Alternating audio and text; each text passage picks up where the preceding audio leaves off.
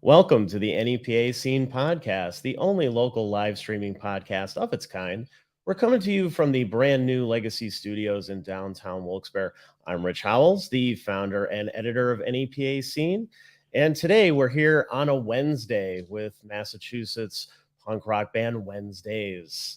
They are the first band recording here at Legacy Studios in Wilkes-Barre. So we're going to be talking about what brings them to our area, their hometown area of South Shore, Massachusetts, their punk influence rock sound, and much, much more. So please stay tuned for the full hour. We would love to hear from you guys down in the comments below. So anything that you want to mention, anything that you want to ask these guys about their music or where they're from or any of that kind of stuff, we'd love that down below, and we'll get to that in just a little bit. Before we dive in, also, I guess I should mention, since we're talking to a band that's not from Northeast PA, that's what NEPA means. Yeah, anyone from out of the area is like, what the hell is a NEPA or NEPA? I've heard quite a few times. Yeah. But I just want to thank Josh Balls for letting us use his recording studio. That's one of the reasons we're here tonight. But it's really cool to have a band who's actually recording in this studio in the studio. So this is going to be a lot of fun. We also want to give a special thanks to our sponsor, merchbooth.com, for providing all of the audio and video equipment that powers the NEPA Scene Podcast. Merch Booth helps entertainers, podcasters, and influencers create and sell merch online. If you already have designs, you can get started right away for free. However, if you'd prefer to have a Merch Booth create some kick-ass designs for you, along with $1,000 in annual benefits, you can become a Merch Booth VIP member for only $19.99 per month. Learn more and sign up at merchbooth.com, and make sure to check out the NEPA Scene page on Merch Booth as well. And thank you to John Fry for handling producing duties tonight. Did you give yourself a camera this time? No. Can't, these people can't see your beautiful face.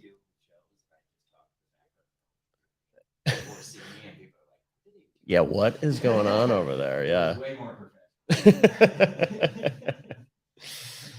So let's start with your names and what instrument you play.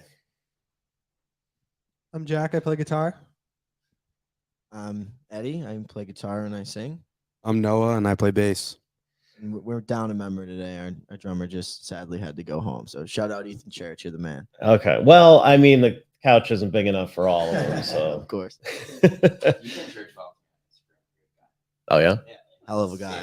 He's a great guy. He's phenomenal. He's drummer. the best kid in the. He's the best kid in the world. Honestly, he's the best. Can't say enough about him. So tell us how you were first introduced to music and what made you first pick up an instrument. Well, I grew up in a very musical household. My dad was playing me the Beatles and just early Green Day and Weezer and all this great stuff as a kid, and always playing guitar and writing songs and doing all that. So I think it was just randomly that I had to do it, like it was just always a calling. And I think your story is fairly similar, I'd say. Definitely similar. I mean, it was different era bands for sure. I didn't start playing music until later. I was playing hockey, so most of my time was spent doing that. But I started playing music when I was 16. And my dad never pushed me to do that. He's a musician. He's in like 4 or 5 bands. He records at Railroad Park Recording Company. Yeah, shout out to them. And but he never pushed me. He just kind of expected me to fall into the playing music, and it eventually happened. And I mean, all my influences come from him. He showed me a lot of old, like Metallica, even things like Lionel Richie, Bob Seger, Journey, all that cool stuff. I found a guitar in my closet, and I thought, how hard could this be? That's basically famous last words. Awesome. So when and how did this band get together? So funny enough, you mentioned playing hockey. We were on the hockey team together. We're like 11, 12 years old maybe, and we lost touch forever until I was working at a hockey rink last year, and I bumped into him, and he was like, "Hey, I just heard the song that you released. It started as a solo project that I had over like the quarantine and stuff." And he was like, "I heard that song. It sounds great. I'd love to jam sometime." And we jammed once, and that was all she wrote. We just were guns blazing from there. Church became involved because I've always recorded at Railroad Park Recording Company, and Church was doing a lot of session work there, and I needed a drummer. And Kyle was like, "Hey, I got this kid. Would you like to do it with him?" And I was like, "Yeah, that sounds great." So all from there, kind of all just fell in together. And you've done Church for a while, right? Yeah, I was in a band with Church a few years ago. I was in a couple bands with Church actually. And then last summer, he mentioned that he was working with Eddie, and Eddie was looking for another guitar player. And then yeah, the rest is history. So quick. We had 2 practices, and next thing you know, 2 months later, we're gigging and off to the races. So, how did you decide on the name? So I was in a band called Only on Whenzdaze in high school, and once the quarantine hit, everything kind of dissolved, and figured it was time to add some flair to it, kind of simple it down a little bit. And everybody always asks me why Wednesday, like why the day Wednesday, and I can't remember when or what it was, but somebody asked me a question one time, and I responded as a joke, like, "Oh, I only do that on Wednesdays," and I was like, "Oh, only on Wednesdays? That'd be cool." But everybody seemed to butcher that all the time. I got so many different variations of that, so I figured the only thing everybody would ever remember was the day of the week. So I figured, hey, might as well just stick with just that and make it kind of spicy, change some letters around, and hope for the best.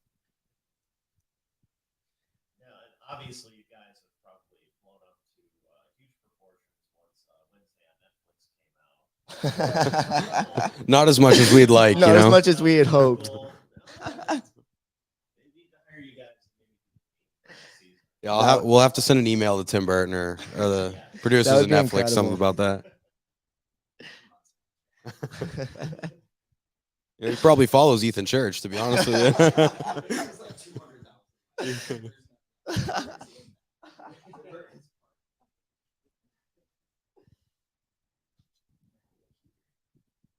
guys describe yourselves as a punk influenced rock band. Tell us about kind of the development of that sound. I personally, when we first like started the first few songs, when people would ask me what type of sound, I'd say a lot of Green Day influences, My Chemical Romance influences. Now I feel like it's evolved a little bit more. I feel like more Definitely. Foo Fighters, Arctic Monkeys type music, but very much so instrumentation. Yes. I know all of us we appreciate the new like style of music and rock and in adding in those electronic influences, but we prefer to still make music, with our hands and our minds and use our talents. Yeah, I love. I think it's a big thing in England, but they say guitar music in ways like I think that's really like what we strive for, and it's everything from the Beatles to that Green Day to even you mentioned your influences definitely shine through. Um, Even like the stuff that's on the radio now, it's very poppy. It's very like the Beatles were pop back then, Right. and that obviously got heavier as time goes on, and that's where the rock kind of comes in. So I think that's kind of what we're shooting for. And Okay. our like influences are different. Your favorite band is Green Day, and I like Thin Lizzy, and I know Jack. I like the Stones. Yeah, I mean, so it's kind of all over the place, and we kind of add all those different elements in together, and it just works. Nice. So, tell us about where you're from. South Shore, Massachusetts. What's that like? I mean, I mean, well, you could say it's great, or you can talk trash, whatever, well- however you feel about it. compared to Wilkes-Barre, I live in the woods. Yeah, it's very quaint. Yeah. Very quiet. It's very, very spacious. I love Massachusetts. I love the New England hustle and bustle and the rat race and The weather. the weather. I don't know how I feel about the weather, but you guys probably get it the same way here as we do. Exactly the same. I could live without the snow for sure, Of but course. couldn't we all?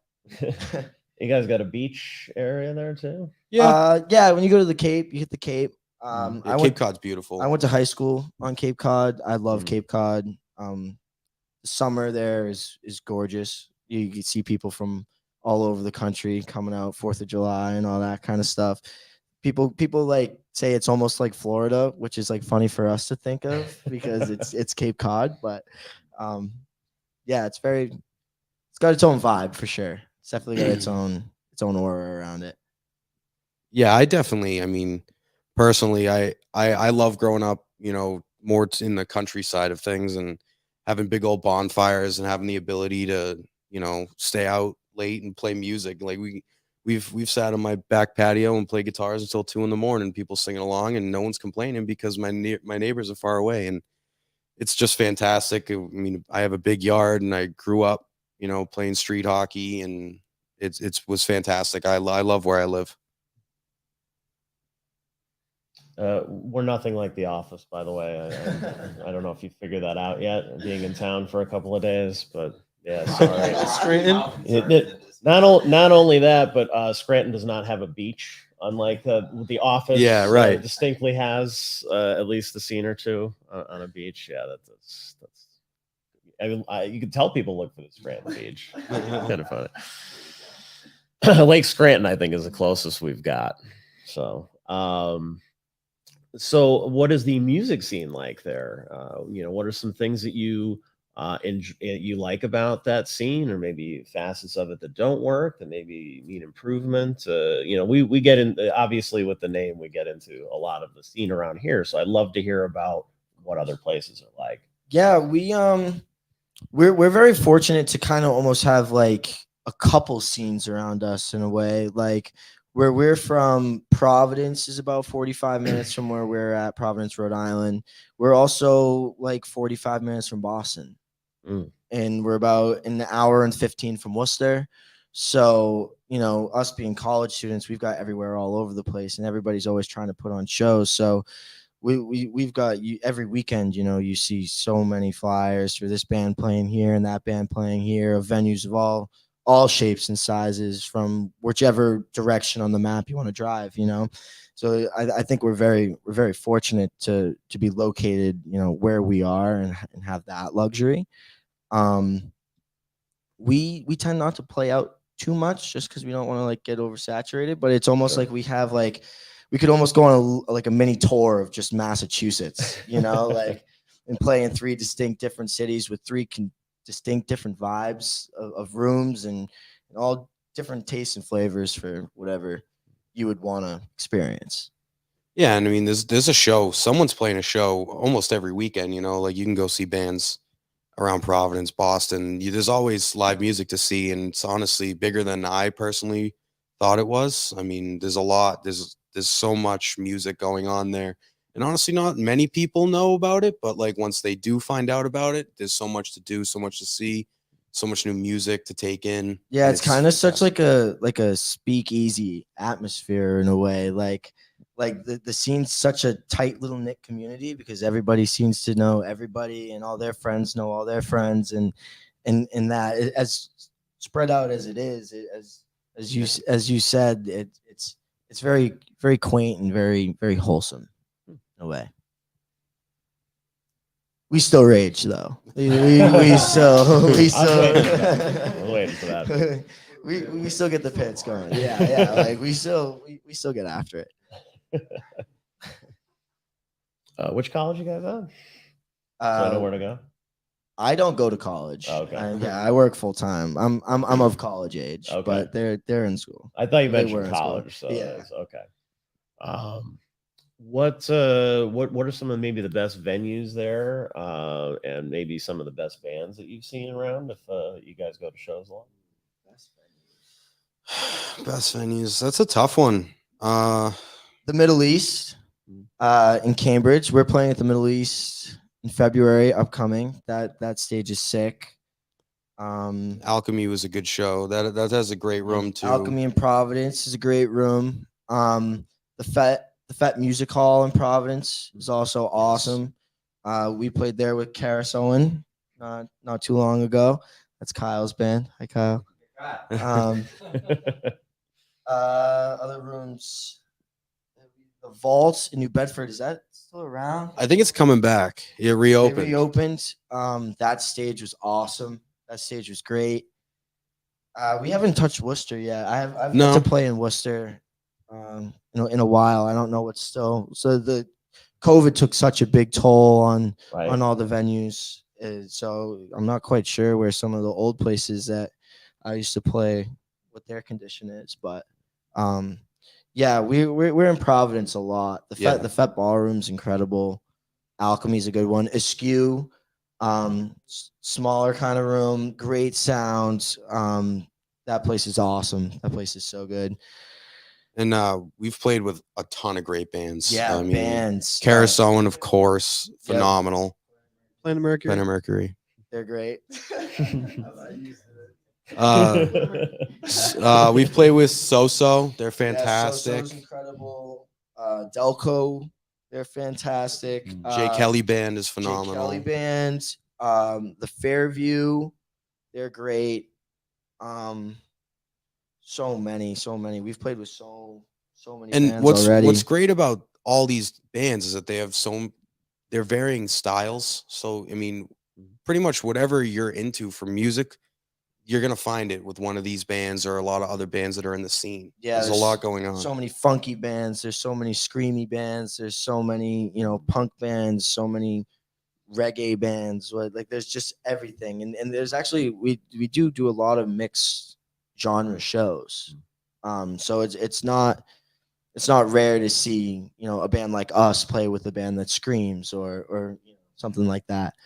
So you get a lot of different tastes. Nice. It's sounds very similar to around here now. Have everybody kind of bounced back from COVID by this point? Venue wise and band wise. It definitely feels like it has for sure. Definitely. Even honestly, probably more than it was before. I definitely say I think everybody had that resurgence of creativity, being locked away, and everybody was starting new projects, joining new bands, and this guy's in 2 bands and this guy's in 3 bands and all that. I'd say we're definitely back in action. I think too, a lot of people took live music for granted, and then once it wasn't there anymore, then it was like, holy shit! Like I need to get out. I need to get to a show. I know, I did for sure. Yeah. I was fiending to get back on stage. It was long overdue for sure. So, what are some of maybe the ways you've established yourself locally? How did you get out there in the scene? Do you feel like you have a place in the music scene there? First of all, I think we can attribute a lot of our successes and growth to Railroad Park Recording Company in Westport, Massachusetts. 100%. And Kyle Therian, Clinton Lisboa, Tom Vieira, Eric Kirkland, just phenomenal engineers, phenomenal people. They've done so much for us in terms of, getting merchandise, getting our merchandise ready and helping us, plan shows out. And we've grown so much. Like we start our first show. I mean, we played on a Sunday night to probably 50 people. And the last show we played 2 months ago, we played in front of 200 people. So, I mean, it feels like it's been a long time, but in reality, we've grown in such a short time. Yeah, it's only been about a year since we've, been out there for really the world to see. Like, I think, gradually the shows, and I think a big part of it's just like being real, just showing a little personality and just having fun with it, like not taking ourselves too seriously. Like we're definitely trying to create a band and a brand. We are already a band. We're definitely trying to create a brand and be entertainers, because that's part of being a musician, but doing it in the most real and pure way possible. Yeah, because it's important for us to have fun too, and people can sense, when you're playing on stage if you're having a good time, and they're gonna feed off your energy while you're on stage. Yeah, we kind of try to make our shows somewhat of a party, make it feel like you're kind of at that ratty old house party and everybody's drunk and dancing and all on the same page and having a good time. And I think that speaks to, like, it's definitely, we're trying to create a good environment to be around. Well, and that's to me, that's one of the main appeals of local music is that you can have a relationship with a band like that in a way that you can't with most national acts. Of course. Like it's cool, you can go to a show and stuff like that and whatever, but you're paying on top of your Ticketmaster fees and all that other crap. And then there's a physical barrier, but there's also there's other barriers too. Whereas you can, go into a small venue and see a band and then go out, hang out with them afterwards, that's such a special time in the whole process of being a band. So have you guys got to tour at all? No, not yet. This is the farthest we've ever been away from home in a Okay. musical environment so far. So we're getting a little taste of that, hopping in the van and driving 6 hours to come here. Right. Yeah. Guys somebody needs to let you guys hop on a show or something. Yeah, that would be incredible. We love it out here. We're having such a good time. I was gonna say, what has been your impression so far? We go home Saturday or Sunday. Go home Sunday. Yeah, Sunday we're going home. We got here in the wee morning hours of Monday.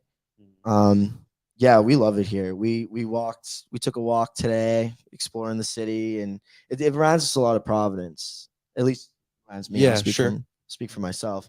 Yeah, it reminds a lot of Providence. It's very Midwestern to us. Okay. Yeah, it's calm, cool, collected. I love the art. Yeah. I mean, yeah, hit some record. We hit a record store today. We had a great walk. We walked around for about an hour or so, and it was great to see the city and just the life. We all grew up outside the city, so it's nice to be in the city environment for once to see how it feels in a different city, because I've been to Boston many times, been to Providence, but to see how a different city works and how it looks, and it's beautiful. All the murals on all the buildings and everything, it's beautiful. Yeah, there's a lot in Scranton too, so if you get a chance to get down there a little bit, it's I think we actually might be shooting there tomorrow night. Oh, nice, cool. Yeah, I'm gonna grab a bite at Josh's place. Okay, cool. So, there's plenty of places we can recommend, but maybe I'll talk if you guys really want to play a show this weekend, I could probably find something. Oh, that would be great. So, we don't have a drummer. we don't have a drummer. No, drummer coming back. Oh, no, he had to get back to school. So, okay. That'd be incredible, though. Yeah, I would definitely love to come back here and do something like that for sure. So, how many? Did I see you guys have one EP and a series of singles? Is that yes? Is that accurate? Yes. I wanted to kind of maybe dive into some of those songs, maybe some of the inspirations and things behind them. Okay. Yeah. So I went. I just as soon as I open up your Spotify, I'm like, oh, there's a good top 10, of most listened to songs and stuff. So I figured we'd grab some of those. We'll start with maybe One and the Same. What it's about, inspirations, where it came from, the writing of it, whatever you want to talk about. Yeah, so One and the Same was actually the first song that Whenzdaze dropped. That was a song that I wrote right before quarantine happened, I think. And at that point, I was kind of bandless, and the world was kind of falling apart at the time, and just everything kind of all hell broke loose in a way. And I think it started off as an acoustic song, and I remember it was a text message that I sent to someone. It was like, nothing happens overnight, everything will be okay. And I was like, ooh, that kind of hit me a little bit. So I kind of took that and I ran with it, and yeah, I think it ended up being exactly what I kind of needed at the time, and it felt right to be the first song to introduce to the world in that time.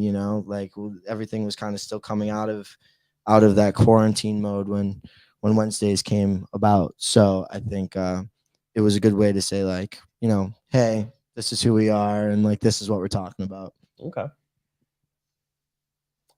Saturday Night Blues. It's all you, buddy. This is a good one. I don't know if any song will ever beat the story behind this one. So, my friends refer to my house as the party house. We hang out at my house all the time. My parents are very okay with us. They like to know that I'm okay. And We're my all friends are okay. 21, by the way. Yeah, we're all 21. But so I have a disclaimer. I have an at-home studio in my garage, and we do a lot of hanging out in there. So it was a Saturday night, and Eddie was over, and there were probably maybe 15 people that were just kind of hanging out the studio, hanging out in the garage, you know, in and out. And Eddie and I were, you know, having a good time, having a few drinks, and he was like, "Hey, can I just play guitar? Can I shred and you can record it?" And I was like, "Sure. I mean, what do you want to play?" And he's like, "I'm just gonna play blues in A." And I was like, "Okay." And he played blues. He played, you know, 12-bar blues in A. And then I was like, "Okay, well, I want to try now." And I was like, "Okay, well, I'm gonna play it." And then Eddie was like, "Well, I don't play drums, but I'm gonna put a drum track down." And then we went inside and we each wrote a verse, and we recorded a whole song in my house at midnight on a Saturday night in 4 hours, you know, written, recorded, and like basically mixed in 4 hours, you know, in the middle of a party. It was As a joke. Yeah, as a joke. As a joke. Engineers would have had an aneurysm because people were just yelling as we're just doing drum tracks and bleed through microphones. It was ridiculous. And we loved the song so much that we decided we have to go do it, you know, record it professionally. And that's exactly what we did. And it's one of our favorite songs to play live now, for sure. Yeah, it's the send off of the century of our set, for sure. We have too much fun with it. But Prove You Wrong. Prove You Wrong came right after One and the Same. And I think it was supposed to be its like evil twin in a way. Like I think I kind of just wanted to like be like, okay, that song was really happy and hopeful. And I want this next song to be so like kick ass and you know, like bad. Like I feel like I've talked about Green Day a lot, but I think Billy Joe said a quote one time where he was like, rock and roll is supposed to make you feel angry. And I think that's kind of like what I was thinking, like it's supposed to make you feel bad. And I think that's kind of what I was shooting for in that one. I think it was just supposed to be like, all right, let's do what we just did, just on the polar opposite spectrum of it, you know, just like just flip it on its head and have these two songs that are out that don't sound like they could possibly be by the same band. But I think that's a lot of our music is you listen to it and you're like, oh, this sounds different than the song that I listened to 2 songs ago. You know, like I think we kind of bounce back and forth a lot between those different feelings and those different structures and such. Okay. So that was a fun one for sure. But Don't Ask, Don't Tell. That one's my personal favorite. I think those singles were kind of all supposed to like represent like a different personality almost in a way. So like One and the Same was hopeful. Prove You Wrong was supposed to be, you know, bad. And like Don't Ask, Don't Tell was supposed to be that song just like that you party to. Like I was trying like I have my buddy Mike. He's the best dancer I've ever seen in my life. He's not actually like a good dancer, but like, you know, and I went into that with the intention of being like, all right, what would my buddies dance to? You know, like, could I picture my buddies dancing to this thing? And that kind of came about just the nights out that we had, you know, hanging out and staying up and not, you know, going to bed and getting up the next morning so that we could do it all over again. And kind of just that don't ask, don't tell, kind of like, all right, you know, like it happened, let's move on. So not dwelling on the bad. Okay. So how about The Sky? That's a good I one. was gonna say, you guys have any words? Yeah, more. I mean, Welcome to Don't jump Ask, in. Don't Tell is fun to play live. It's a live staple. Right? It is a live staple. That will definitely be in the set list pretty much every night. Yeah. Okay. I know this guy. The first time I heard it, we were just at acoustic guitars and we were hanging out, and you just played it for me. You're like, oh, I just have this song. It's been in the vault. I don't know. And I was like, okay, well, play it. And it was just Eddie and an acoustic guitar. And he's like, I haven't played the song in like 3 years. And he played it front to back, lyrics and everything. And I was like, why haven't we done that one yet? You know, like it was I mean, my breath was taken away when I heard it for the first time.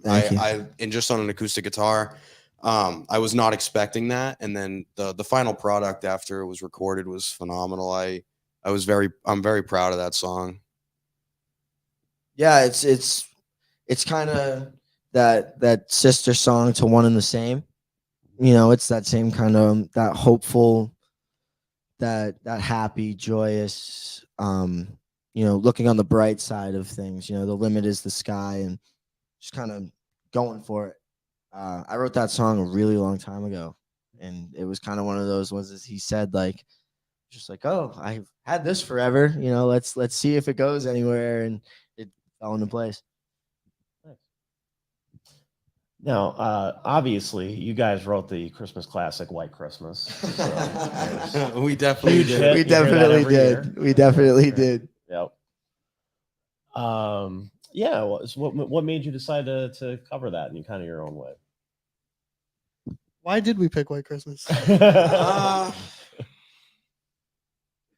don't know. To be honest, I mean, it's a classic. Yeah, it's a good Christmas song. Actually, you know what? I'll tell you the reason why.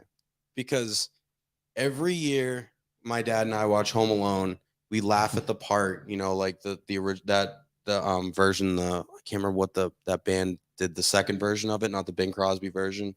The Drifters version of it, and that high part, and every single time my dad and I laugh at that, like, it's such a good part, and he sings it so perfectly, but it's just kind of funny. So like I've always just been like, I want to sing that part. And Eddie was like, okay. let's do White Christmas, and I'm like, and he's like, can you sing that? And I was like, we're gonna find out. And you know, we tried it, and it worked. It came out great. Like I'm very proud of that. That was fun. Yeah, that was a great idea. We wanted to do a Christmas song last year, and then Christmas came around, and we were like, oh wait, no, we missed that opportunity. So it was good to get that one checked off this year for sure. But Here I Stand. So that's junior territory. So kind of the whole story behind the whole junior EP is I didn't actually really write any of those songs. My dad wrote all those songs way back then when before I was born, and I've always had such a great relationship with him musically, and we've always been very inspired by each other. And there's so many times that I would be like messing around with a different idea. My dad would be like, that's my song from 25 years ago. And I'd be like, well, I didn't know that. So it got around to the point where I was just like, you know what? Like, these songs have never been recorded. Nobody's ever really going to hear them. I know them, you know, like, so I kind of wanted to kind of just shoot for it and just do it, you know, and just straight up steal all his stuff, you know. And I actually surprised him with that for his birthday. Last year, man. He had no idea that we were doing it. I lied to him for like 8 weeks straight when I was going to the studio. But Here I Stand was a song that he wrote for my mom way back in the day when they were dating, and so that was one that like I knew that it had to be done for sure. Definitely had to be Got 'em done. right in the feels, I'm sure. Yeah, no, they loved it. I didn't let my mom listen to the recording until it was her birthday. Their birthdays are like a day apart. Oh, So yeah, I surprised both of them with Here I Stand. And after my dad, you know, that got him real good. And I was like, hey, you know, I got 4 more of these songs, you know, right? And he was like, no way, 4 more. So yeah, we had a good time listening to that together for the first time for sure. What I like about that EP is that, like, I've listened to the originals that your dad did, and like, as much as the ones that like we did are paying homage to that, they're different because, you know, they're our style. Like, they're beefier guitars, and there's big drums, and Jack's playing solos on them, and it just sounds like the original. It has like that that heart in it from the originals, but it's more our style, and we kind of put our own spin on it, and that's what I enjoy most about that record. Big time. Well, we'll do a couple more. Hey Mary. Another one. I don't like to think of Junior as like a collection of like my dad's greatest hits. You know, I like to think of it as like, you know, the songs that kind of always like struck me the most. Okay. Hey Mary is a song that my dad wrote about growing up in South Boston. You know, living in a small house with 7 kids at the time with a single mother. Mary is my grandmother. So that felt like a really good story to tell. It's always hit me so hard. Playing it live always gets me, you know. Playing it in Boston was surreal.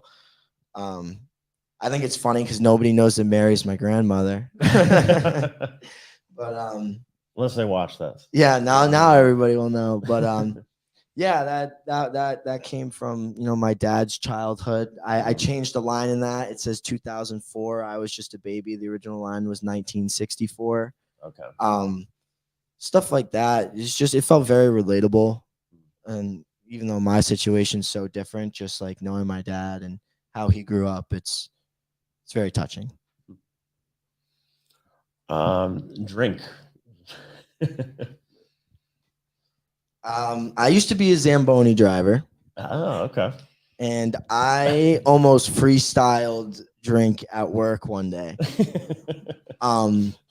But my favorite story about Drink is somebody bought me a bracelet around one of my birthdays, and it said like, you know, this is to help like inspire creativity, and, you know, wear this when you make your music. And so I put the bracelet on, and I was kind of joking to myself, like, all right, let's see what this magic bracelet has in you. And I strummed 3 chords in a row, and I was like, ooh, that sounds kind of cool.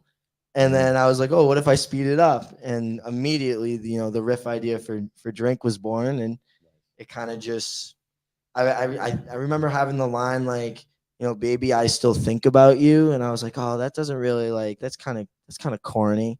And it was the day after my birthday, and we had been drinking the night before. So I figured, you know, that's perfect. It's perfect. No, but the best part about that song is you and Kyle at the very end, just being in a the party, gang vocal. just the 2 people, just the gang vocals, and I remember you're like, we were clanking bottles in the booth and just saying random stuff. Yeah, he had me play different characters. So there was, okay. it was at the time it was only, you know, me and the camper hanging out with Kyle, and so we didn't have the band of voices to put together to create, you know, a bar atmosphere. So Kyle just let it run on a loop over and over again, just like, hey, keep singing this in different ways, and it built into this just massive crowd of people.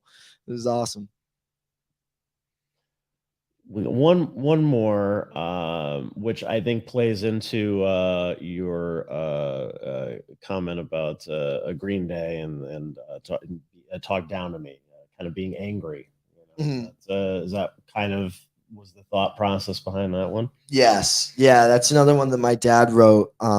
Just about like his relations, like in the workforce. You know, just like being around guys that are always like telling you what to do and putting you down, and that's that song's almost kind of like fighting back, like, you know, Yeah. like when you talk down to me, does it really make you feel that much better? You know, It's Right. like it's kind of just like, as you said, like that angry, like fighting back, like why? You know, like what's the point of this? Like what do you get out of just about not being cool? You know, Right. just why can't we all be friends? So let's talk about the project you're working on currently, since we're here in the studio. So these are all songs that you guys are writing then? Yes. Okay. So let's get into it. Are we doing an EP? We doing a full album? You know, what's the project here? What's the a general idea? So we are doing an EP. Mm. It's going to be, let's say 4 songs to keep it simple. Okay. everything that I personally like to do writing wise is my favorite thing about music is storytelling. I love being able to tell different stories and painting different pictures and putting together different puzzles. And um, I love concept records. I love the idea of it. So so far both EPs have kind of had that concept idea behind it.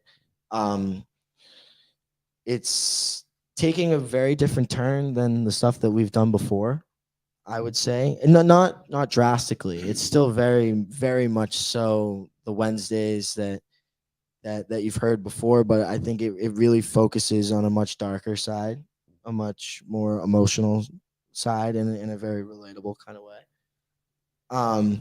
It's supposed to kind of show those days that you're not feeling too great, because everybody has them.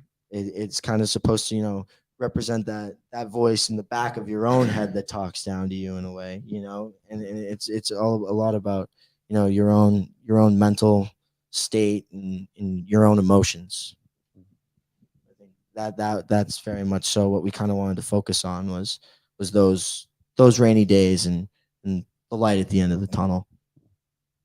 Yeah, it's very much so different, but also the same. Like you think of Green Day, you think of just like hard, pop punk, major, big. This EP is going to be more, like minory, like minor chords and much more, flow in the music and everything.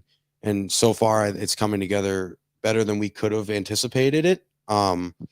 It's going to sound, I'm so excited for it to be done when it is. And, like Eddie said, it's so relatable because everyone has those bad days, but, there's in the concept of the record, getting those bad days, but bouncing back from those bad days and doing better for yourself because you're the only one that can end up helping yourself at the end of the day. And at the same time, it's very cheeky. It's very snarky. It's Typical very Whenzdaze. it's got so much attitude, and it definitely lives like in its own world. Like, and I think that's a big thing of like what we were trying to shoot for was like these 4 songs sound like they should be together. They sound like they should be in the same vibe. We say vibe all the time. It's the conductor vibe. Like that's kind of we're trying to have it be its own thing. Very much so its own thing. Okay.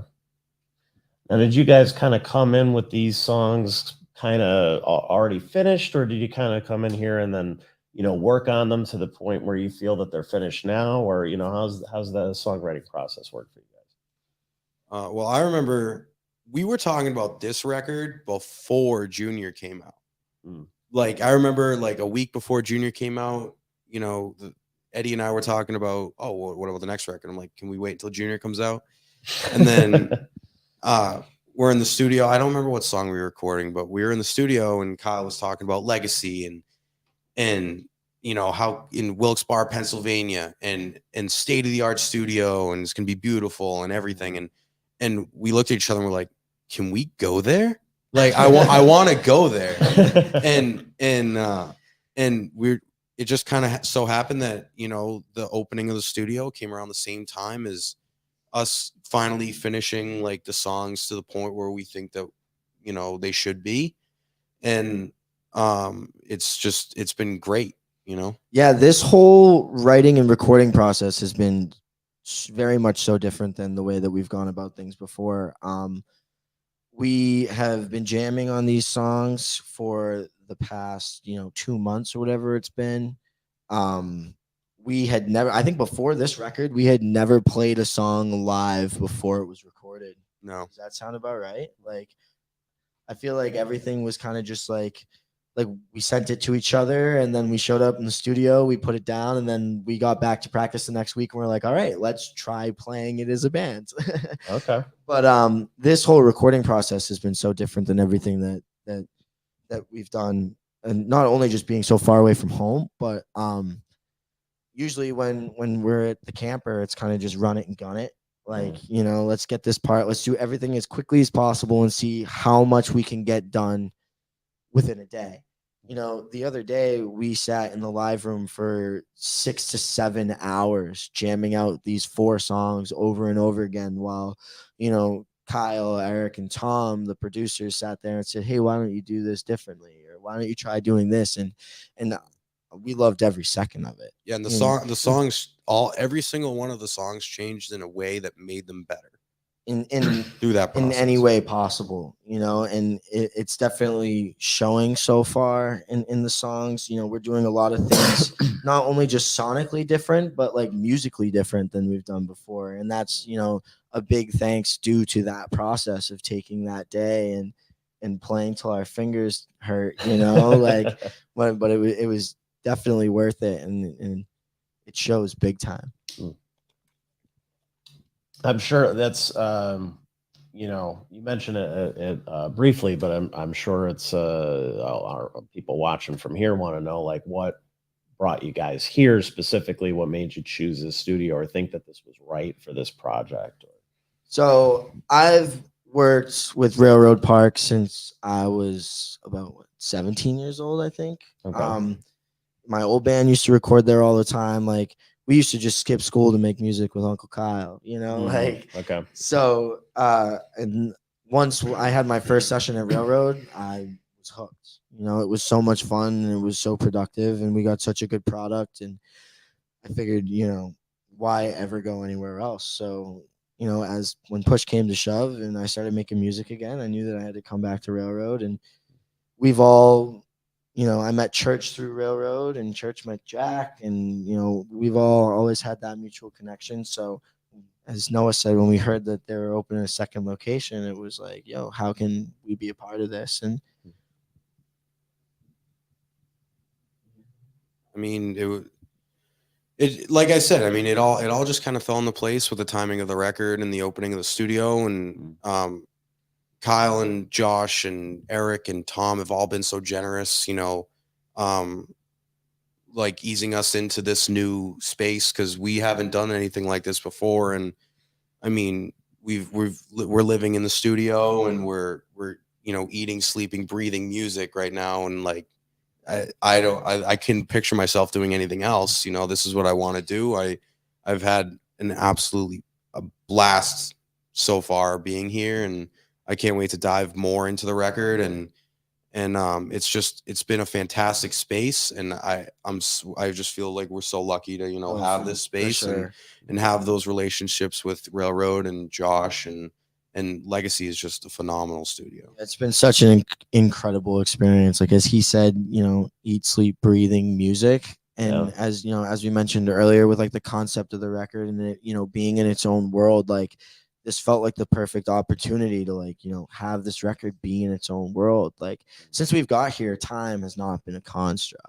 Like, Right. we're falling asleep at 4 a.m, waking up at noon, and then just recording till 4 a.m. Like, and it's just been so great to wake up, record, go out to eat, record, wake up, record, go out to eat, record. Like, it's been so good to immerse ourselves in what is Legacy recording, like, it's been unbelievable. Yeah, for those who are watching at home, you're probably like, well, you can't really see the rest of it, but there's this huge booth in there that has this amazing logo that lights up and everything. But downstairs is kind of a quarters where people can stay and while they're on tour, or in your case, take a trip up for a couple of days or something like that.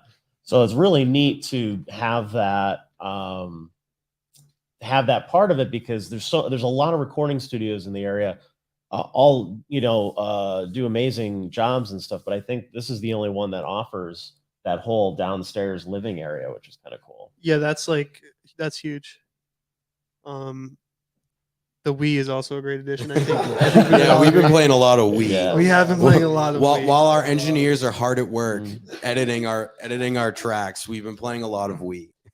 And it sounds kind of dumb, but it does sound kind of dumb just playing Wii all the time, but it's important to, like, get out of each other's hair. Like, when Church and Eric were up here, like, actually trying to do work, like, it's important, like, that we're not in their way. Like, What's the? We play. Yeah. We Play is big, We yeah. Play. It's been massive. Yeah. Yeah. I think 2023 is the return of the Wii. To be honest with you, We too.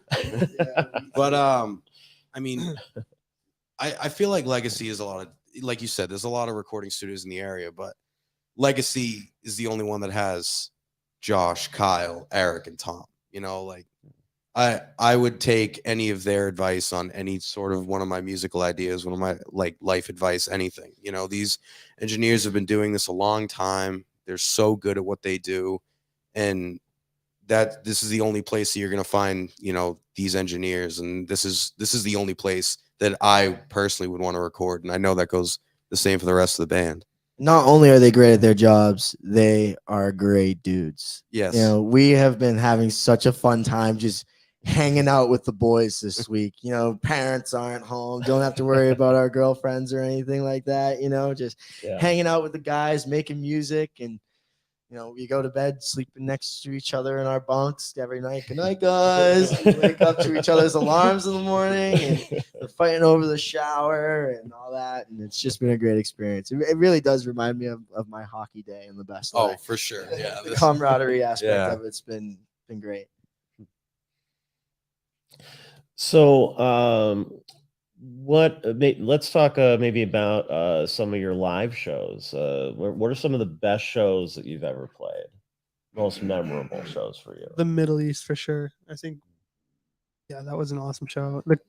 Not in the deserts of the Middle East. Yeah, right. Oh yeah, I didn't know, in Cambridge, Massachusetts. Just making that. Yeah, let's clear for clarify anybody, that, yeah. like, Yeah, that was our first headlining show. Okay. But yeah, the crowd was awesome. Such a blast. I know, me personally, I love the DSQ show, the Railroad night. Yeah, RPRC night. Railroad Park put on, you know, a show, and they were nice enough to allow us to play, and the crowd that night was fantastic. They were engaged. There were so many people, a lot of people that were out to support live music, local bands, and everyone was so supportive. They were, you know, excited for us to play, and you know, they bought our merch. They're supporting us, you know, in that way, and just to have that was fantastic. I love the DSQ show. It was great. I think I'm torn between Alchemy and St. Patrick's Day, because St. Patrick's Day was good. I'm very Irish. I love St. Patrick's Day. My dad grew up in South Boston. I've been going to the parade since I was a baby. So to play on St. Patrick's Day was fantastic, but the energy that night was incredible. We played a bunch of songs that like we typically wouldn't. But Alchemy, we played before Junior came out, and you know, we had sent a couple people the links to the songs, but it felt like everybody in that room was like singing these songs that they had never heard before and just going crazy. And it was kind of surreal to be like, wow, like they don't even know, like they don't know these songs. Like, And that was our second show, and that was I was very happy and pleased with that show as well. You guys got to come here for St. Patrick's Day. We have a mean parade. Around here. Yeah, I'd love to see it. I'd love to see it. What? Yeah, I think in like Really? Yeah. Let's make it happen. Yeah. I was gonna say, let's party. make that happen. I saw some bars down the street today. I can tell you guys can party. Don't worry. Mhm. Oh yeah.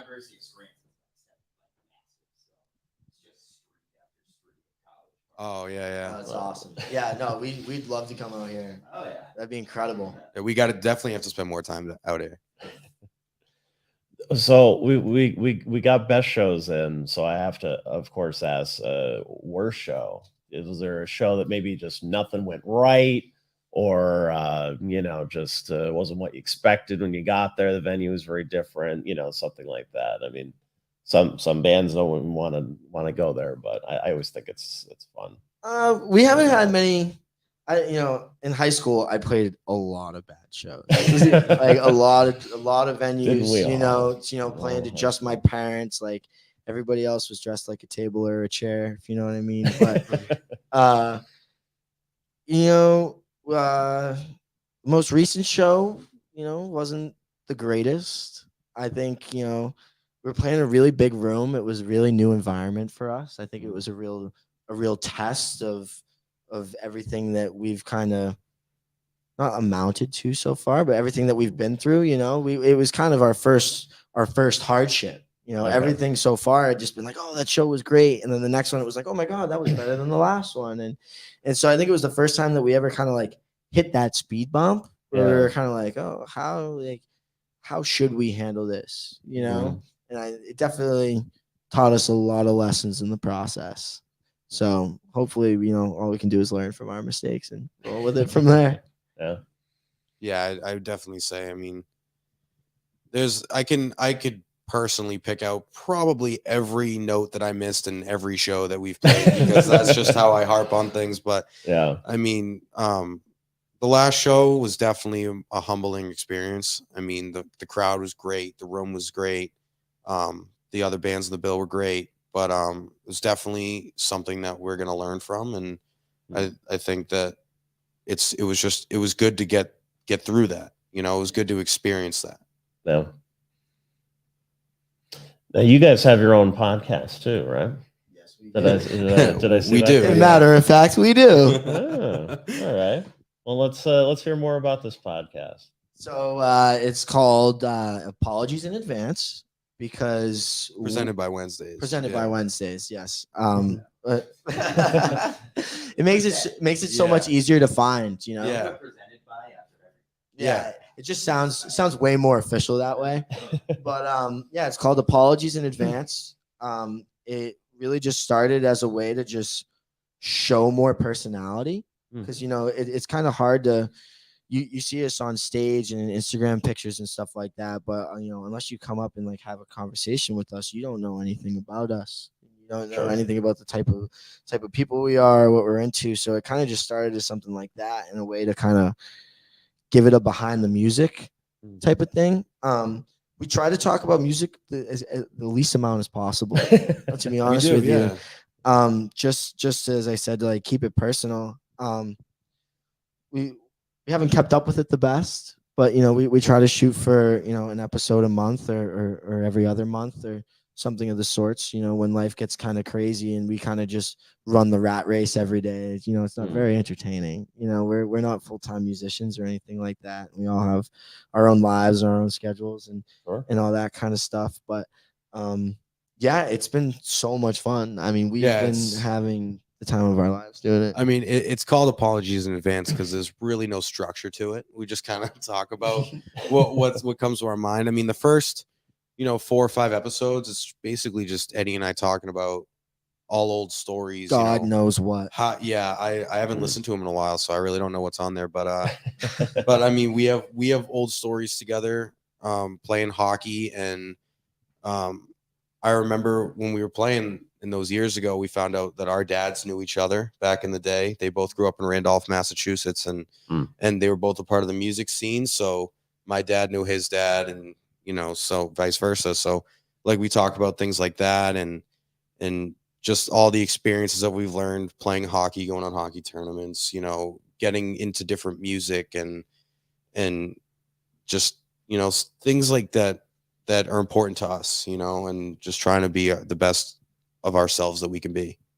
Yeah, we try to also we've done a couple episodes with just our friends that don't even have music relations, but it's fun to we kind of try to grill them on their music, like how much they do know and their taste and what they love about music. That's a big part about it is we love music. And we have a lot of relationships with people who also love music and that we've met through music. So, eventually we want to branch out and have more conversations with people within our scene and, maybe even outside of our scene and people that we meet, out here, wherever, and just make those connections with other people. And the last episode we did was with Jack, right? Yeah. The last episode. That was a lot of fun. I think we talked about like the top 5 guitar players of all time. Is that what it was? Yeah, I think that's what it was. I think so. No, it was music moments. Oh, it was music moments. So that you'd want to be at. Yeah. Yeah, moments in music that we wish we could have been a part of. Oh yeah, and our Spotify raps. Which everyone is intriguing to hear. Everyone wants to hear those. Do you guys spend a lot of time trying to market yourselves on social media or any of that kind of stuff? Have what works, what doesn't, that sort of thing, or you're just not really into that sort of stuff? We've been making TikToks recently, so we jumped on that bandwagon. It's been tough. Yeah, it is tough. That is a tough thing to break into. Yeah. But I mean, it's important, like you see a lot of people, and any way that you can get your name out and get noticed is important to try. We don't know. You don't know unless you try. So, we try to get our hands on everything that we can. And so far it's been working very well, and it's fun. Making TikToks is tough, but sometimes we just end up laughing the whole time while we're doing it, because someone does something stupid, and it just, it's just really, really fun. It was interesting too. Last week or the week before, when we had another guest on, she had said that she found success on TikTok in a weird way, where she's a big music nerd, so she would just do these little TikToks about music theory and talking about that sort of stuff. And this guy who was a national recording artist was watching them and enjoying them, and then just messaged her through that and was like, "Hey, you want to open a couple of shows for me?" And so she got this opportunity she never would have had otherwise. Oh, where have we? Thanks for that. Yeah, where? So damn. Thank you. Yeah, Where's our offer? So I guess my thought is maybe you have to find some interesting little niche like that maybe you have some kind of knowledge or something that nobody else would have to be able to share through something like that. So yeah, I don't know. Music's kind of tough because it's not that it's a competition, but there's so many musicians out there. Right. You got to find that thing that makes you different in some way, shape, or form. Yeah. Whether it's a personality trait or a thing you used to do or a sport you used to play or anything like that. It's hard to stand out of a crowd of so many talented people. Right. Everybody's trying to do the same thing at the end of the day. Yep. And there's only so many days in the week and hours you can scroll on your phone and stuff, and it's hard to just grab people's attention and keep it. But I think you guys have a great sound that's really, really accessible too. Usually if I'm listening to music in the background, my wife is just rolling her eyes at whatever I'm listening to. But I had you guys on at the kitchen tables. I was writing up my questions, and she's like, "Pretty damn good. I like this. This is really Thank good." you. Yeah, Thank you glad so to much. hear it. That means so much. Yeah.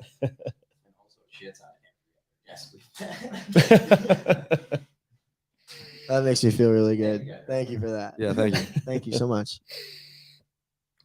All right, so let's say what are your plans for after this EP is recorded? What's next for you? What's the rest of the year look like for you guys? So we have a show February 18th, the Middle East in Boston, Cambridge, Boston area.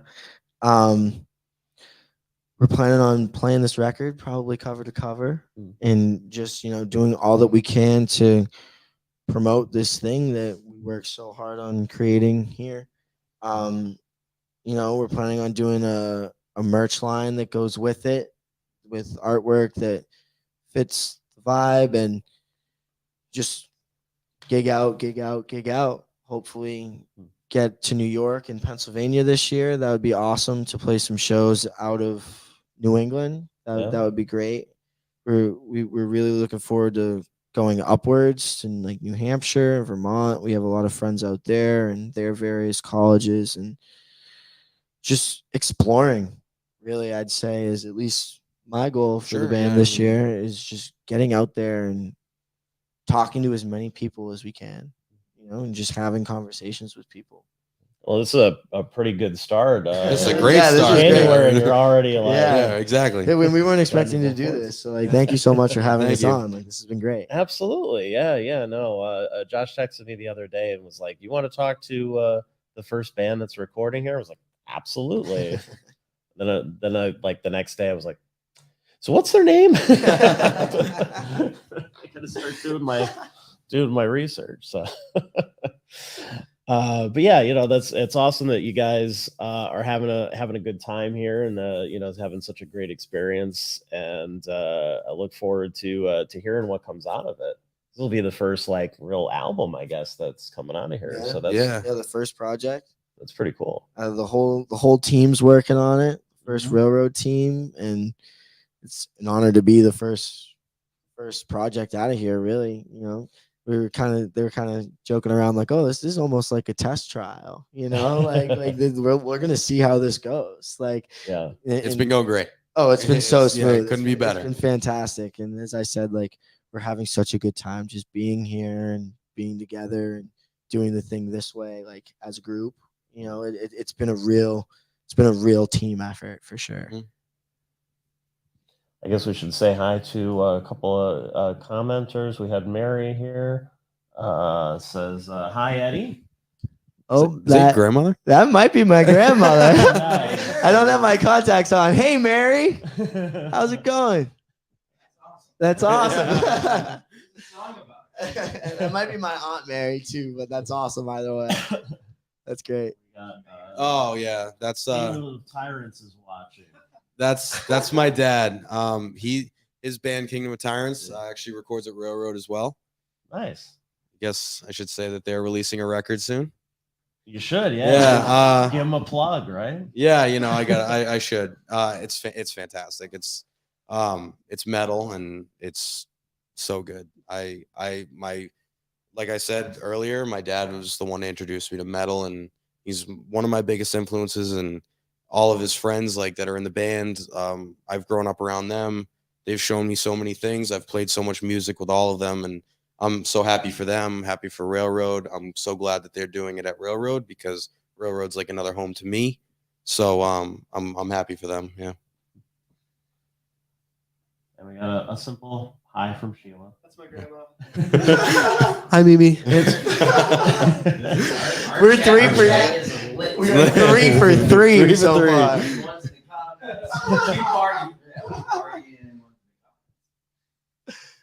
Oh, and this is definitely not spam, right? Yeah, no. That's my grandma.